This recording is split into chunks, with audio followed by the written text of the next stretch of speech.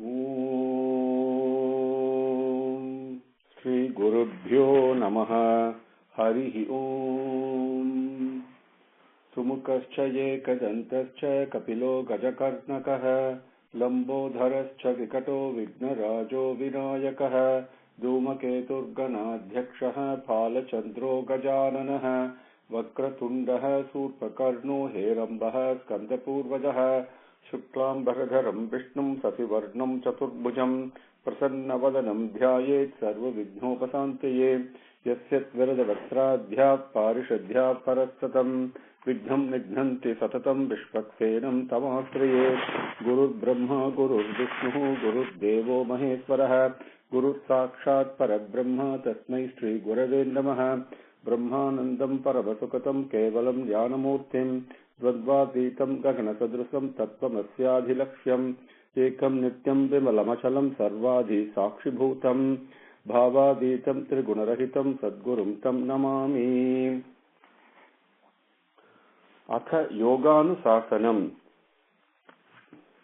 Yogaha Chitta Vritti Nirodha Tada Drushtugu Sarupe Avasthanam Vritti Sarupyam Itaratra Vrittayaha Panchatayyaha Klishtaha Pramana Viparjaya Vikalpa Nidra Smrutayaha Pratyaksha Anumana Agamaha Pramanani Viparyayo Nitya Ajnana Matate Rupa Pratishtham Sabda Jnana Anupati Vatsu Sunyo Vikalpaha Abhava Pratyaya Alambana Vrittihi Nidra Anubhuta Vishaya Sam Pramoshaha Smritihi Abhyasa Vairagyabhyanam Tad Nirodha Tatra Sthitau Yatno Abhyasaha Satu Dheerghakala Nairantarya Satkara Sevitaha Dridha Bhumihi Drishta Drishtanu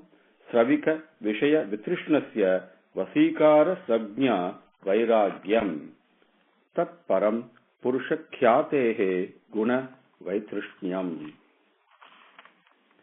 Vitarka Vichara Anandasmita Anugamate Samprajnataha. We have come up to that point.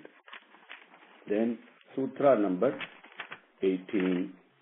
Now, what is happening here is our Rishi kindly is teaching us about the process of yoga. It is the various aspects. He is talking about, we use the word things like concentration and all that in English, and sometimes we get sidetracked, right? So, the Sutra number 17 is basically talking about how do you get a single-pointed attention and focus. So, there he talked about the 4 stages that happen.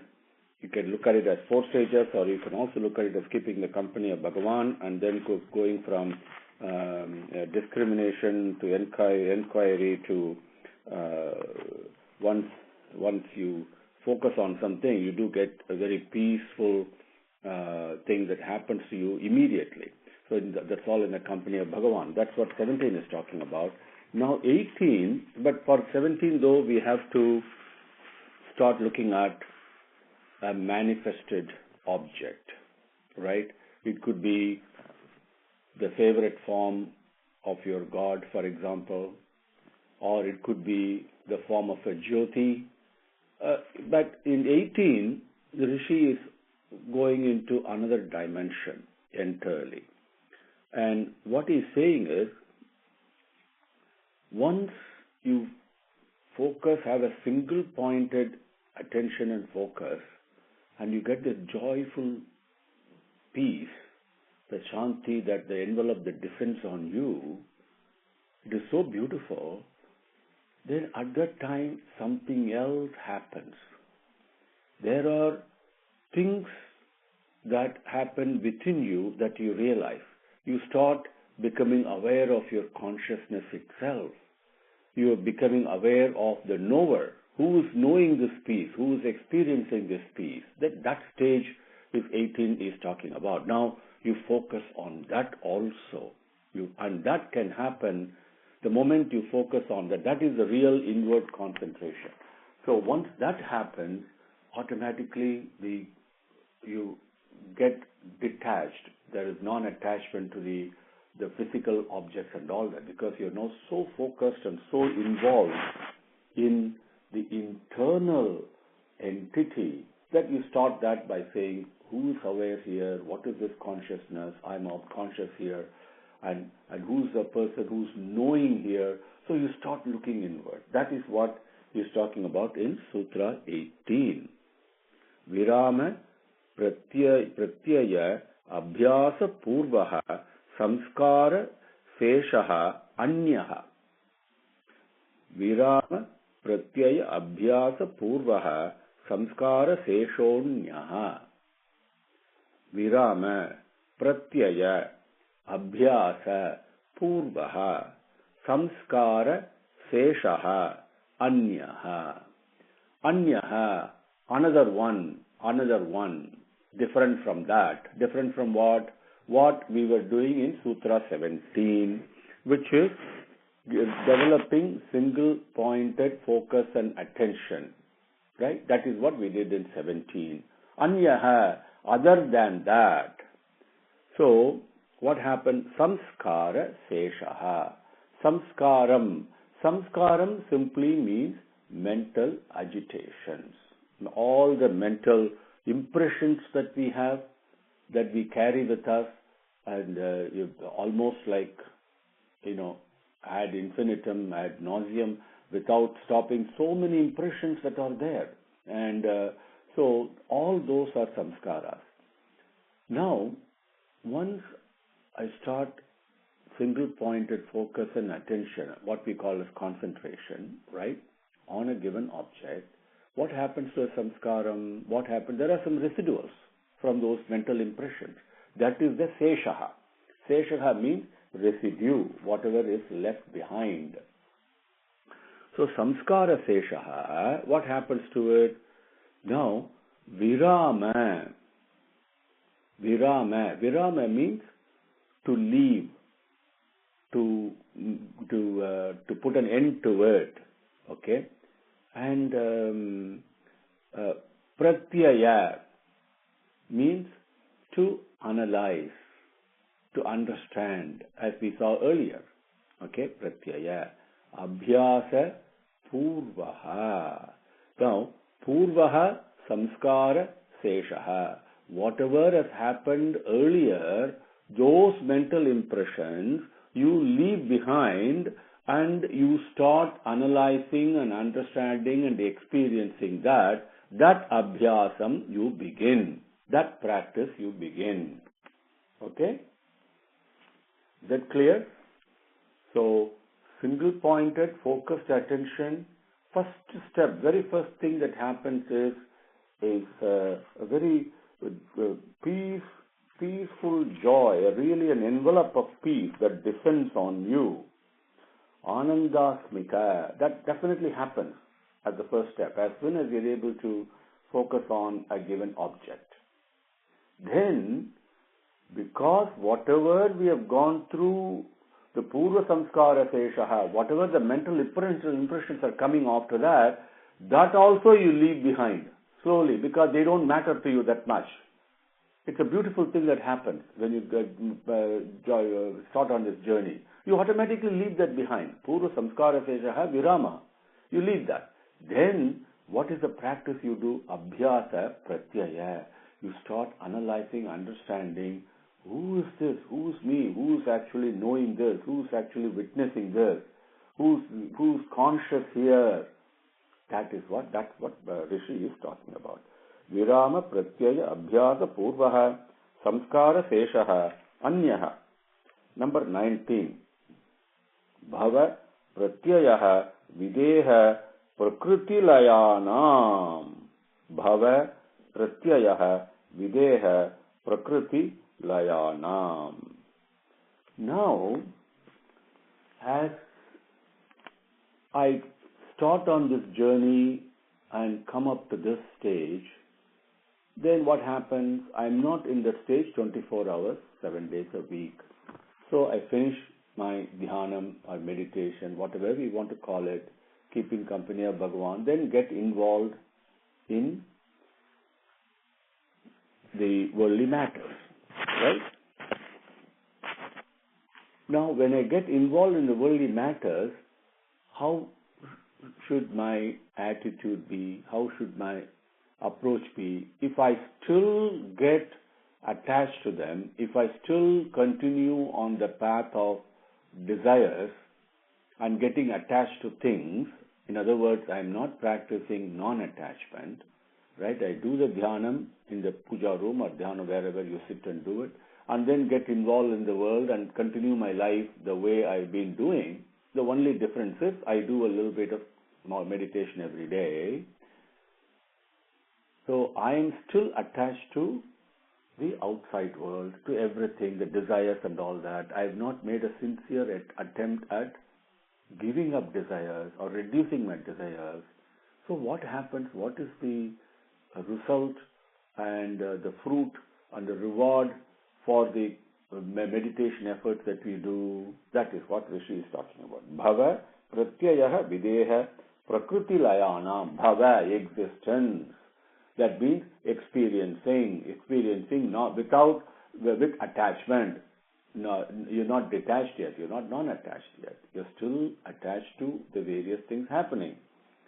So, if that is what we are doing, what is the result? Pratyayaha, the understanding that I achieve is videha. Videha means without body. In this case, it talks about the angels, what we call devas, okay, the heaven, the Swargam, okay, where they are without body. And prakritihi, and the getting back involved in nature, layanam. So pratyayaha layanam. Layanam means to finally dissolve in, to finally arrive at. Okay, so people who do the meditation sincerely, single point focus, and leaving behind the mental impressions, trying to hold on to the consciousness, the peace that is within them, then come back and get involved in the world, what they do, they attain the world of Swargam, or they get back, take birth again. Basically, Prakriti Layana means they take birth in this world again and get involved in Prakriti. They do not achieve yoga. That is what it means. Okay. Bhava pratyayaha videha prakriti layana. Now, number 20. The concentration effort that I am talking about, that Rishi is talking about. So, how is it attained? Right? It sounds so good to hear it. But how is it attained? It is attained through Sraddha, to Viryam, Smriti, Samadhi, Prajna, Purvaka, Itaha, Yesham. So these are the four that Purvakaha. Purvaka means something that is earlier. And what is earlier? The thing that Rishi talked to us earlier about concentration, right? About the thing that he's talking about in Vairagyam and Abhyasam, and then through that you get the Nirodha, which is basic, then you do the concentration. So that Purvakaha, Itaha Yesham, Itaha, now I will tell you, Itaha Purvakaha, about this concentration, now the teaching comes. The teaching is Sraddha, Virya, Smriti, Samadhi, Prajna, Yesham. These are the 5 things that is required for that. That concentration is made up of these. Sraddha, enthusiasm, commitment, determination, humility, sincerity, perseverance. All those are included in the word Sraddha. Viryam, tremendous energy. You must do it with energy, energetic about it. Smriti, and recalling. Well, remember, with Smriti also means memory. So what are we recalling here? We are recalling the stories and glories of Bhagavan, the spiritual teachings that we have been blessed to receive, the good instructions we've been blessed to receive, and the do's and the don'ts, right? Even for doing meditation, there are teachings, right? So all those things we will recall. So with Sraddha, with Viryam, with recalling all those, Samadhi, and the practice of being one with whatever that I am concentrating on. If it's a form of God, I must focus on becoming one with it. Samadhi. And I must do this also with prajna. Prajna is simply means wisdom. Wisdom means what? The discrimination.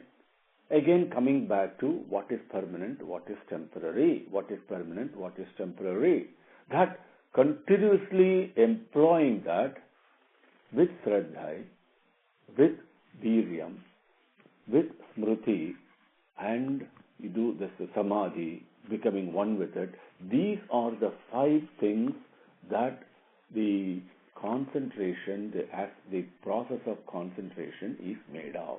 So when we talk of concentration, what is it? It is only these 5, nothing more. Okay? Sraddha, Virya, Smriti, Samadhi, Prajna, Purvakaha, Itaha, Yesham. 21. Tivra Samveganam Asannaha. Tivra Samveganam Asannaha. Now, when you do this concentration like this, what happens? Asana. Asana means one meaning we all familiar with is asana means feet. Asana also means to reach, finally reached. Okay, here that's the meaning that we take. Asana. Tivra samveganam and tivram. Tivram means intense. Intense. Samveganam, and with tremendous people who practice this intensely, for them this Samveganam Asannaha, they attain this concentration, this stage very quickly, very fast, with tremendous speed. They attain it if you practice it intensely with those 5 things. That's all 21 means. Okay, so I'm highly energetic about it, intensely energetic about it, and my Sraddha is intense, and my Smriti of the recalling powers, and always be one with it, and also using my wisdom. All these things I use intensely. Then I attain this Samveganam. Sam means sacred, supreme, Veganam with high speed. Asannaha, I attain that. Tivra Samveganam Asannaha. 22. Now, lots of questions come in our mind. How come if I don't do it Tivram with intense, what happens? I do one today and then 1 week I don't do it. What about people like us? And my Sraddha is not very intense, and I'm fully not committed. I'm being distracted in so many ways. My discipline is weak. So many things that we have, right? And Rishi addresses that in Sutra number 22. Mridu Madhyadi Matratvat Tataha Api Visheshaha. Mridu Madhyadi Matratvat Tataha Api Visheshaha. Now, Vishesham. Sesham we saw as something that is residual, that is something left behind. Vishesham. Means something that is special, that is exclusive, that is something supreme, unique. All those things are included in the appellation V. So Visheshaha means, so what is a special thing that is left behind, or that is the effulgence is so unique about it, right? If you look at ice, for example, what is the Vishesham of ice? That is cold. What is the Vishesham of fire? That is heat. Like that, right? And each one has got a unique quality about it, right? That Visesham, that's what identifies it, so to speak. A character, what is its kind, right? That is Visesham. So, now, if the characteristic of the practice of Abhyasam and Vairagyam is Mrudu, and which means very mild, right? If a practice is only mild, if it's Mrudu Viseshaha or Madhyadi Viseshaha, okay, maybe moderate, okay, Madhya Viseshaha, okay, is quite moderate practice, not very mild but also not very intense. Adi. Adi means right in the beginning, something even over and above Madhyam, and which means it's very highly intense or very strong. Okay. Mrudu Matravat Viseshaha. Matram means measure. Okay. The amount of it, so to speak. If it is Mrudu Matravat Viseshaha, Madhya Matravat Viseshaha, Adi Matravat Viseshaha, if it is mild, medium or intense practice, what will be the result? Tataha api. Api and tataha. Only the result will only be according to that. That's all. It will not be more or it will not be less. Mrud madhyadi matratpat tatopi viseshaha. Sutra number 23. Iswara pranidhanad va. Iswara pranidhanat va. Beautiful. That is enough. This alone is enough. And Rishi says va. Va means or. Also. That's what it means.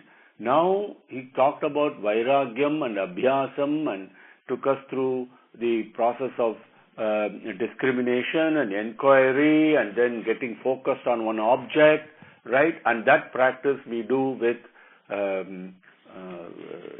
Sraddha, with Viryam, with recalling the scriptural teachings and with using our wisdom, right? And then finally we get one with it, or we start focusing on the internal consciousness we have, the awareness we have. See, all those things happen in the process of yoga. But now Rishi says, beautiful, Iswara pranidhanat va, or Iswara, Bhagavan himself, the master, the one. Iswara means the Lord. There is none above it. And pranidhanat. Now, when we do prayer to Bhagavan, most of the time, if not all the time, it is a barter, it is a contract, isn't it? I mean, it's like, I do this, you do this for me. Then Bhagavan acts only at that level. Now, we also, some of us have a greater desire to be with Bhagavan. Okay. And some of us contemplate, think about Bhagavan in an abstract fashion in terms of the selfless love that is within us, in terms of the peace that is within us, in terms of the bliss that is within us, right? The kindness, compassion, whatever you want to think, you can see Bhagavan in that form. And you think about it. Suppose the desire to do that, desire to pray and worship, and desire to keep the company of Bhagavan, desire to be loving, desire to sacrifice, right? Desire to see the same God that you worship in the person you meet. How many of us have that desire, right? We go to the temple, close our eyes and think Bhagavan is there. And why can't you see the same God that you worship in the person whom you meet, in your husband or wife or child or stranger, whoever comes? Why can't you see the same God, same form of God in him? Because we know that God is present everywhere, right? That desire we don't have, right?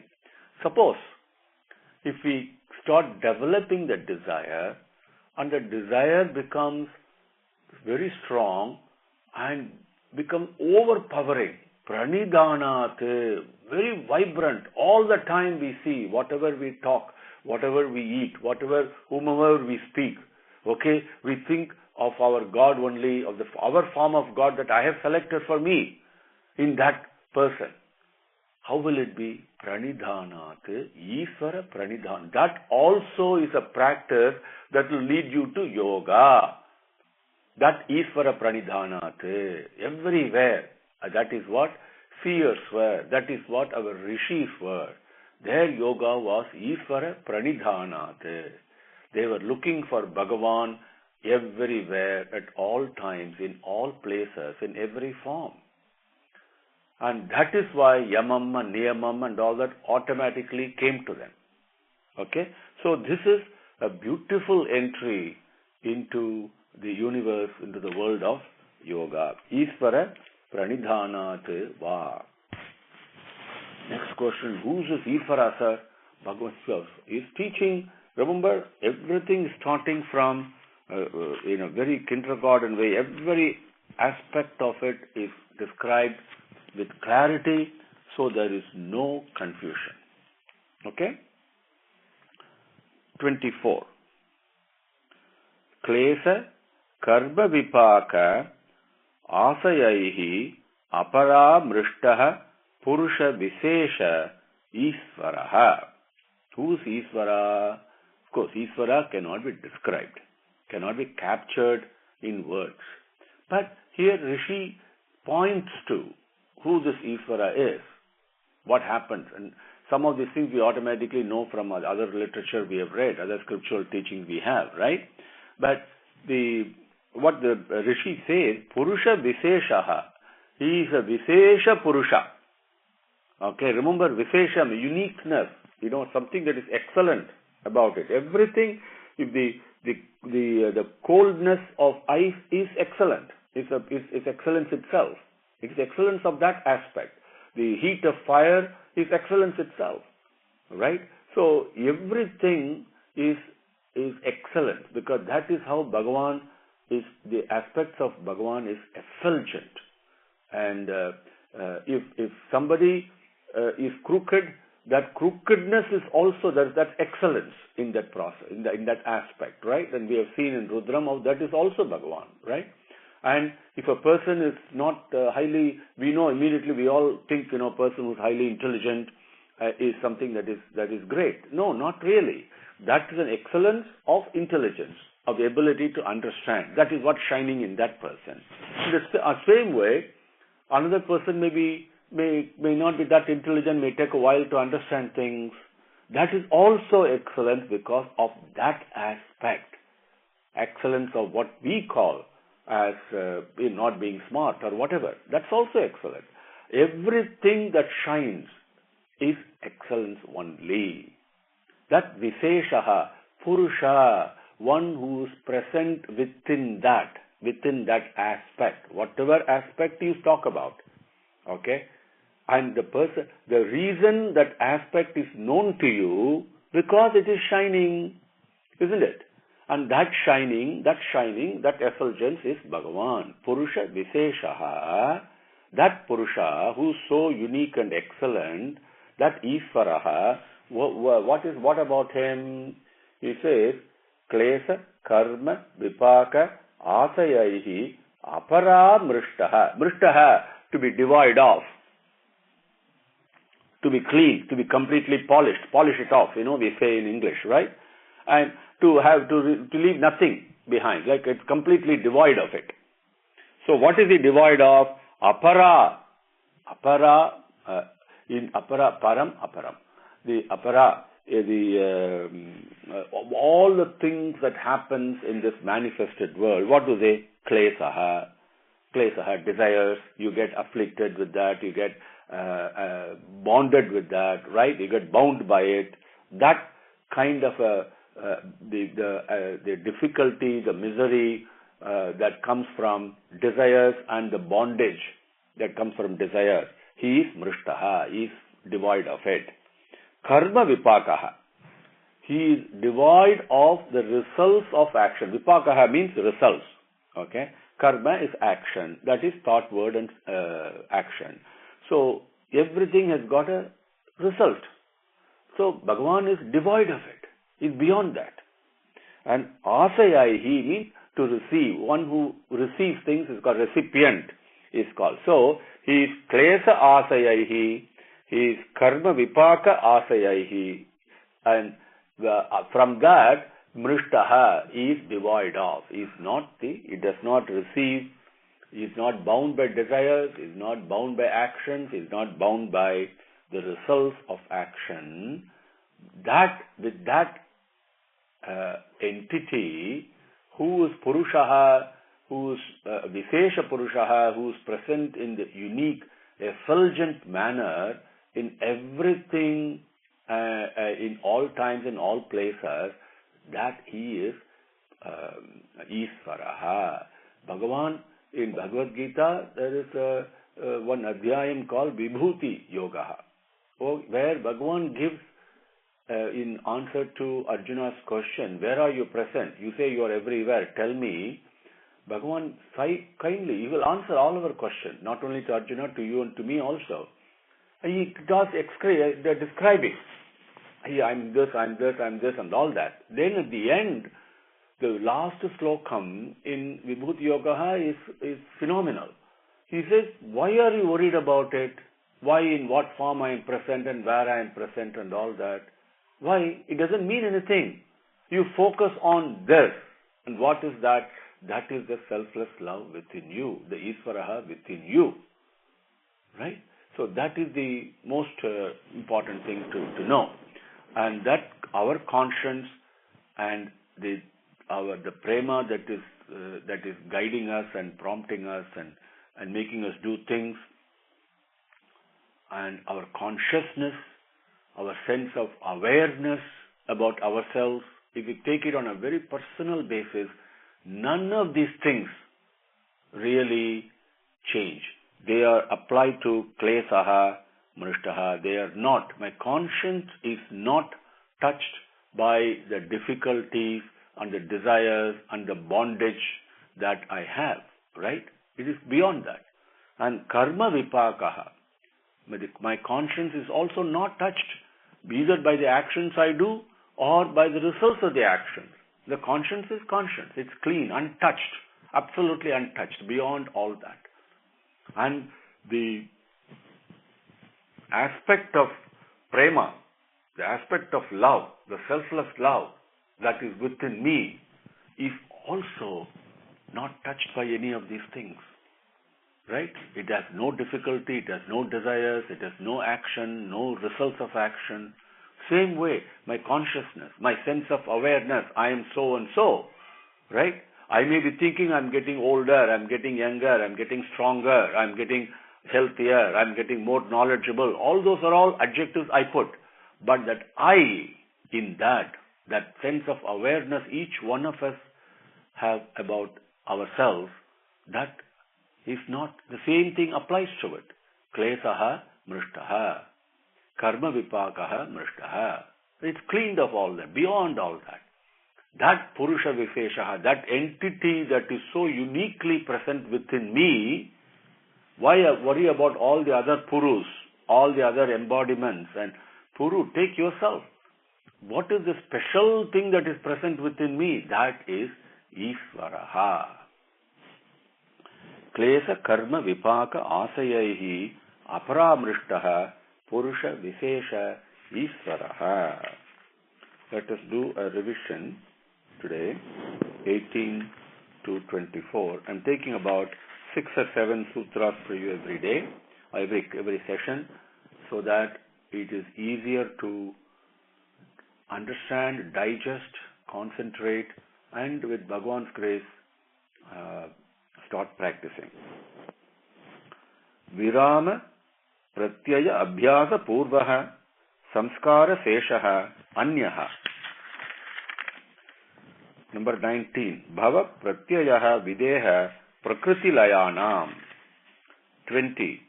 Sraddha virya smriti samadhi prajna purvakaha itaha esham. 21. Tivra samveganam asannaha. 22. मृद मध्यादि मात्रत्वात् ततोपि विशेषः 23 ईश्वर प्रणिधानात् वा 24 क्लेश कर्म विपाक आशयैः अपरामृष्टः पुरुष विशेष ईश्वरः। ओम श्री गुरुभ्यो नमः। हरिः ओम।